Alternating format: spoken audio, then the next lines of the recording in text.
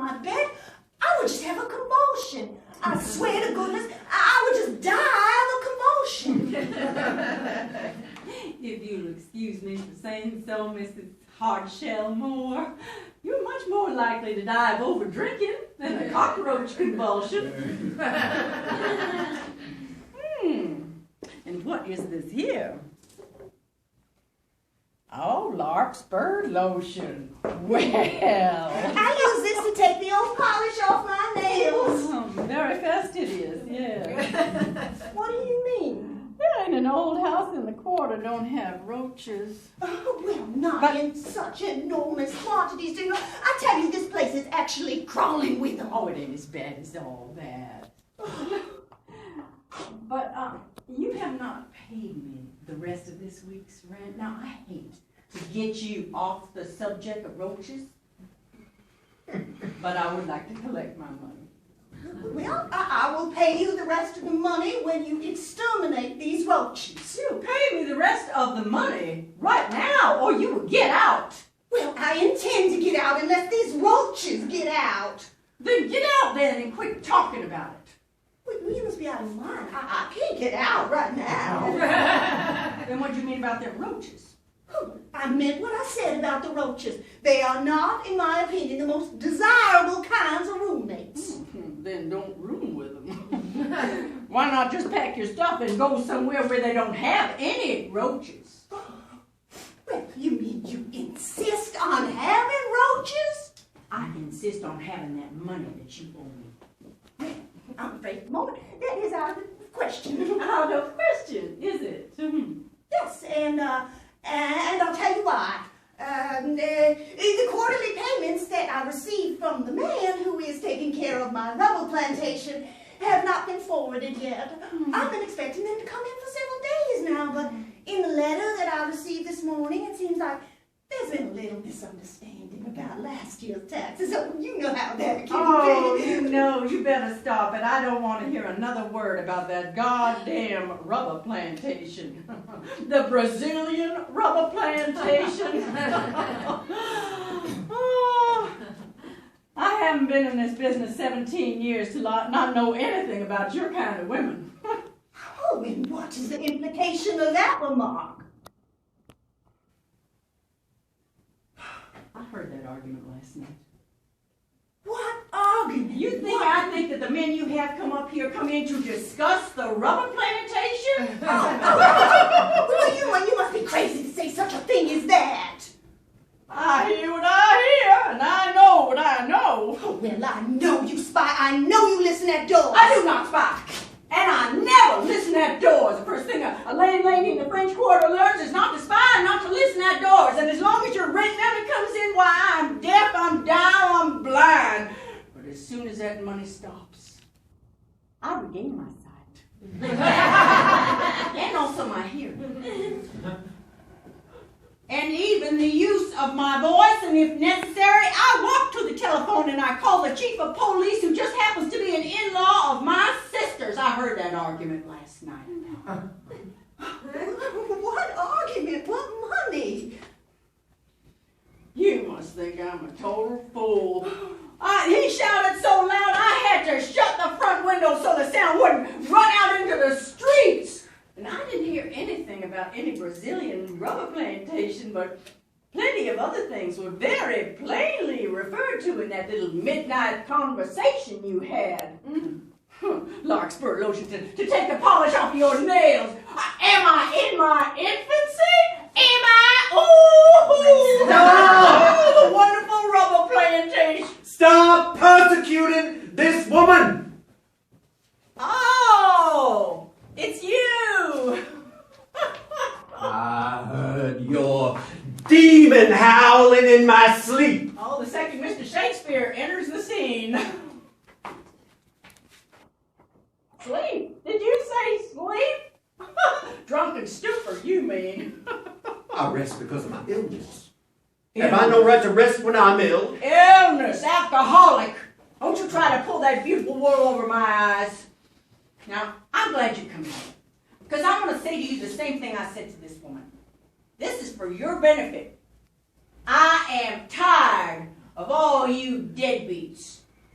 You hear me? Is that plain to you? I am fed up with you quarter rats, drunkards, illiterates, degenerates, people who try to live on promises and lies and delusions. Oh, please stop your shrieking. It is not necessary. Ah, you with the Brazilian rubber plantation. Yes. Oh, that coat of arms on the wall. The woman at the junk shop that sold it to you told me.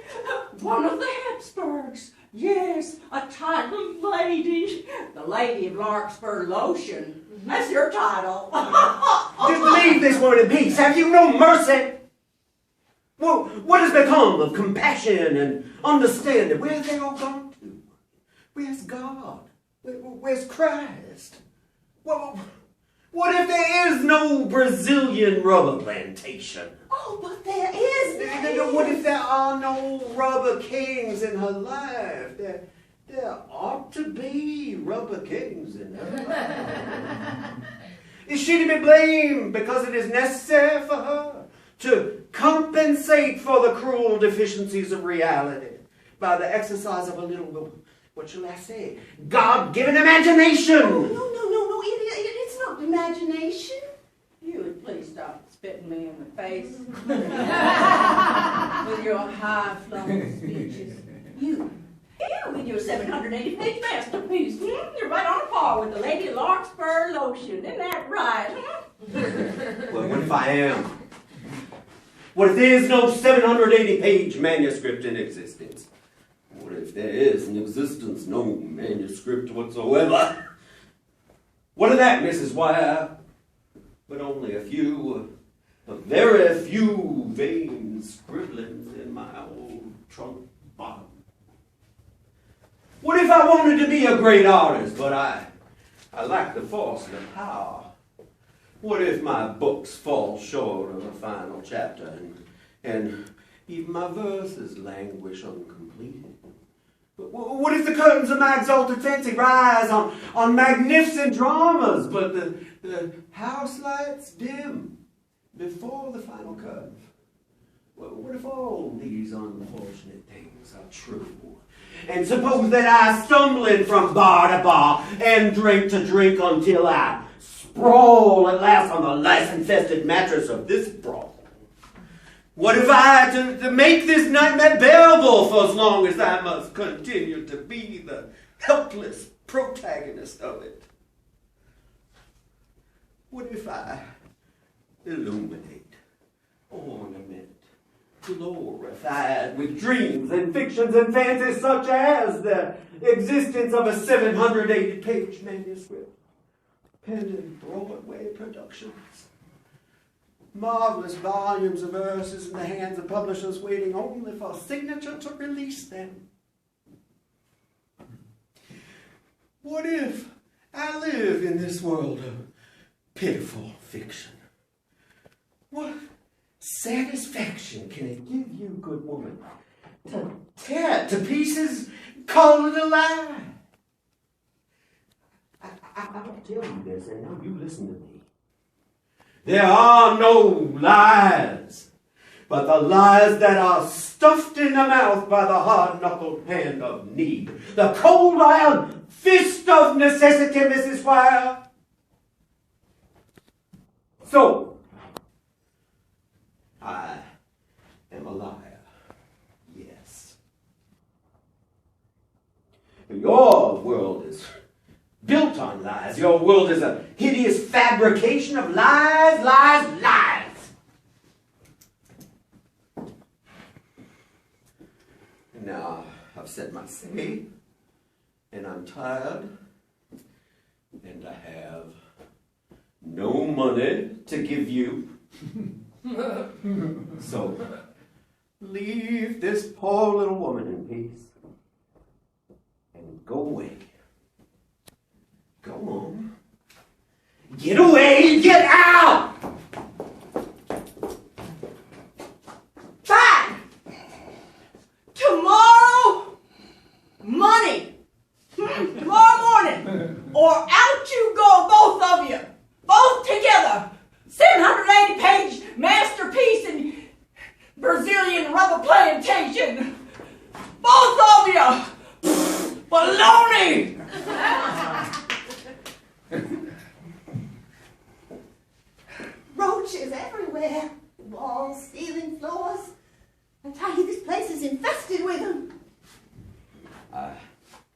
suppose there were no cockroaches in the Brazilian rubber plantation.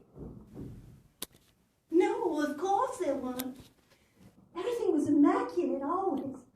Why, the floors were so bright and clean, they just used to shine like mirrors. And I imagine the windows commanded a very lovely view. Indescribably lovely. How far did you say it was from the Mediterranean? Oh, the Mediterranean. Oh, only a mile or two. And I imagine on a clear day, you could make out the white chalk cliffs of Dover across the channel. On a very clear day, you could. Thank you, Mr. Chekhov. Anton Pavlovich Chekhov. Well, thank you, Mr. Chekhov.